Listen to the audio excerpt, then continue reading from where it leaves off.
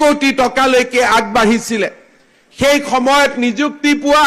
বহুত অফিচাৰৰ লগত যেতিয়া মই কথা পাতো বহুত কৰ্মচাৰীৰ লগত মই যেতিয়া কথা পাতিলে মই তেওঁলোকক বুজি পোৱা হৈছিল যে এওঁৰ নিযুক্তি ৰাকেশ পালৰ দিনত হৈছে গতিকে বেছিকৈ কথা বতৰা পাতি বিশেষ একো লাভ নহয় এওঁৰ পৰা ৰাইজৰ কাম বিশেষ নোলাব এনেকুৱা পৰিবেশ হৈছিল যে ইন্সপেক্টৰ অফ স্কুলছৰ মই মিটিং পাতো মিটিঙত মই খুধো যে আপোনালোকে প্ৰত্যেক কথাতে টকা লয় কিয় তেতিয়া মোক কয় যে স্যাৰ 20 লাখ টকা দি চাকৰি লৈছো খুদত টকা আনিছো গতিকে টকা মাৰিব লাগে টকাটো ঘূৰাই দিব লাগে গতিকে টকা যদি নলও আমি কেনেকে খুদত টকা ঘূৰাই দিম এইটো আছিল অসমৰ পৰিবেশ আৰু আমাৰ সৰকাৰি কৰ্মচাৰীসকলক আপোনালোকে যেতিয়া কেতিয়াবা অফিচত যায়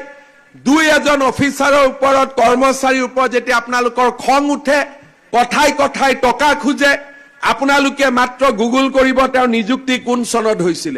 বাকি আৰু একো উত্তৰ নালাগে নিযুক্তিৰ বছৰটোৱে গুটেই প্ৰশ্নৰ উত্তৰ আমাৰ সন্মুখলৈ আহি পৰিব বেলেগ আৰু একোৱে কৰিব নালাগে এনেকুৱা এটা অসমৰ পৰিবেশ আছিল যেতিয়া এপিএসসিৰ ৰিজাল্ট দিয়ে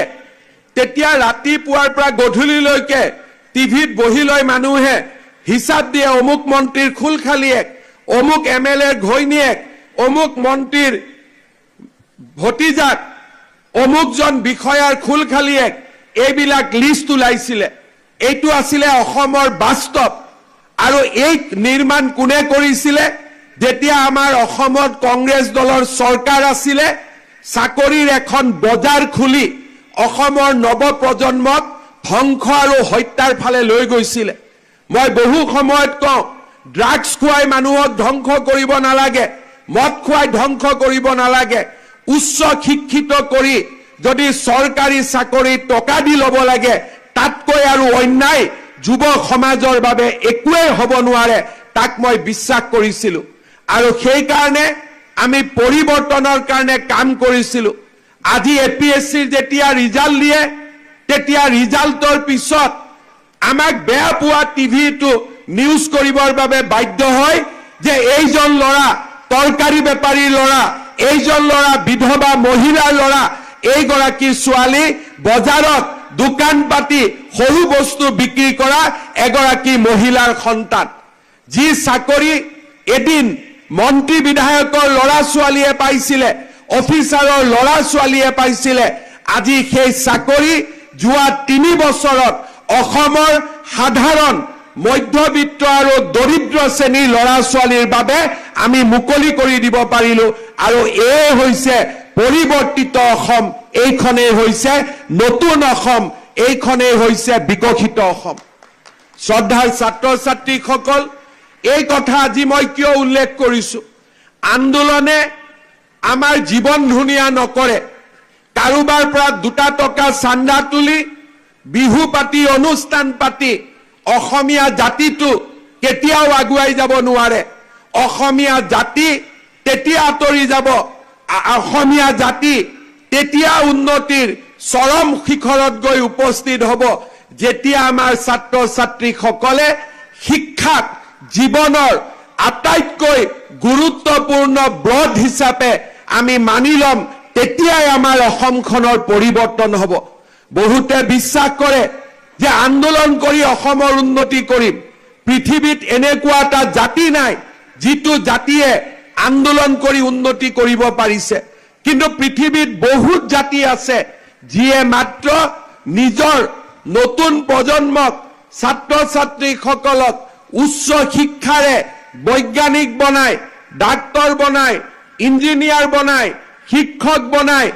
খেলুৱৈ বনায় সাংস্কৃতিক শিল্পী বনায় চিত্ৰশিল্পী বনায় একোখন সমাজক পৰিৱৰ্তন কৰিছে নিজৰ ৰাজ্যখনক উন্নতিৰ চৰম শিখৰলৈ লৈ গৈছে আমি যদি ভাৰতৰ বিভিন্ন ৰাজ্যলৈ চাও এবাৰ মই তামিলনাডুত গৈছিলো আজিৰ পৰা 5 বছৰ আগতে তামিলনাডুত মই কেইজনমান মানুহ মেধাৰ ওপৰত আমি সৰকাৰি চাকৰি প্ৰদানৰ আমি এটা নতুন মানদণ্ড নিৰ্মাণ কৰিছো যে মেজিষ্ট্ৰেটৰ চাকৰি পাবৰ কাৰণে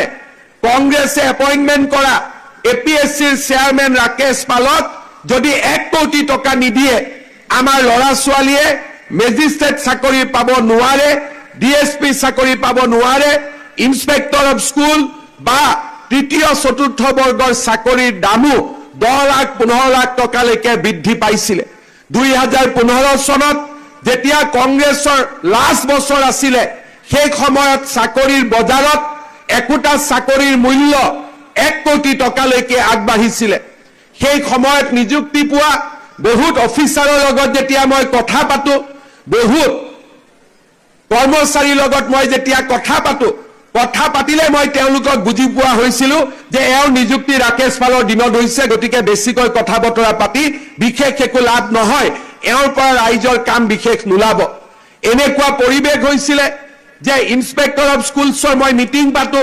মিটিঙত মই সুধো যে আপোনালোকে প্ৰত্যেক কথাতে টকা লয় কিয়? তেতিয়া মোক কয় যে ছাৰ 20 লাখ টকা দি চাকৰি লৈছো, সুদত টকা আনিছো, গতিকে টকা মাৰিব লাগে, টকাটো ঘূৰাই দিব লাগে, গতিকে টকা যদি নলওঁ আমি কেনেকে সুদত টকা ঘূৰাই দিম? এইটো আছিল অসমৰ পৰিৱেশ। আৰু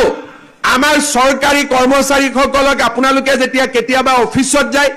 2-এজন অফিচাৰৰ ওপৰত কৰ্মচাৰীৰ ওপৰত যেতিয়া আপোনালোকৰ খং উঠে, কথাই টকা খোজে,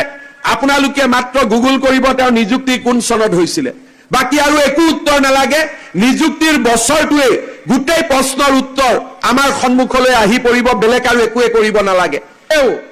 চৰকাৰী চাকৰি আমি আশাই নকৰিছিলো, কাৰণ আমি জানিছিলো যে চৰকাৰী চাকৰি পাবৰ কাৰণে আমি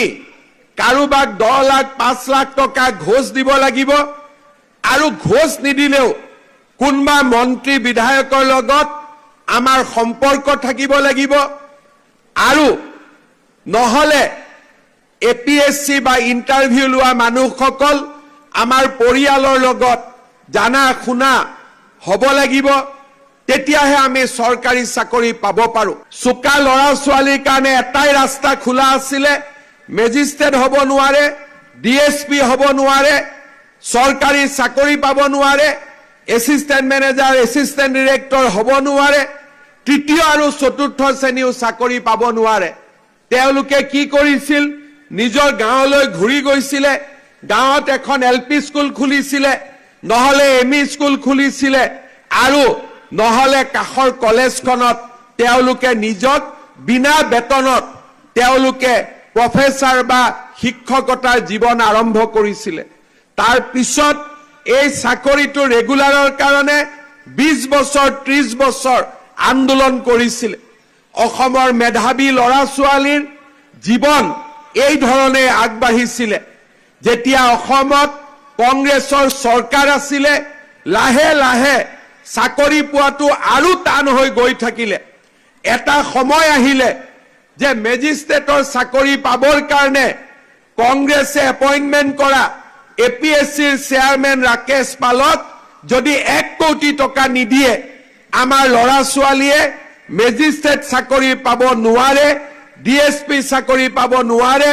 ইন্সপেক্টৰ অফ স্কুল বা তৃতীয় চতুৰ্থ বৰ্গৰ চাকৰিৰ দামো 10 লাখ 15 লাখ টকালৈকে বৃদ্ধি পাইছিলে। 2015 চনত